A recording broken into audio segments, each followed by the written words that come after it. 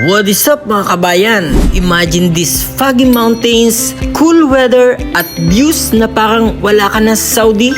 Welcome to Al-Baha, isa sa pinaka-underrated pero sobrang ganda na lugar dito sa Kingdom. Pero teka lang, bago namin na-experience ang lahat ng yan, hindi naging madali ang journey namin. We started all the way from Al-Kubar kasama ang tropa kong si Eko. Road trip agad pa Riyadh. At syempre, hindi mawawala ang prayer bago bumiyahe.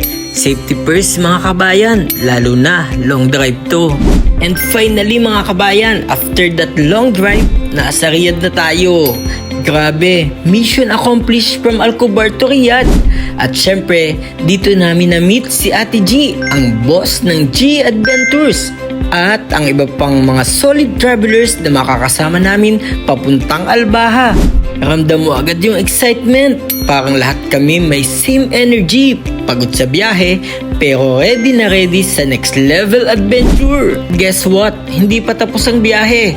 From Riyadh, start na ng long drive papuntang Al-Baha. Mas malayo, mas epic, mas matagal, mas maraming kwento. Al-Baha, we are officially on the way!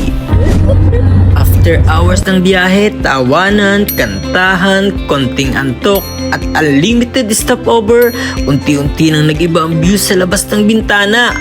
From flat roads, biglang may mga bundok na. From main highway, naging zigzag roads na. At doon ko na-realize, malapit na tayo. Then boom! Pagpasok namin sa Al-Baha, grabe, foggy vibes, malamig ang hangin, bundok everywhere. Parang wala ka na sa Saudi, parang nasa ibang bansa na. And this is just the beginning.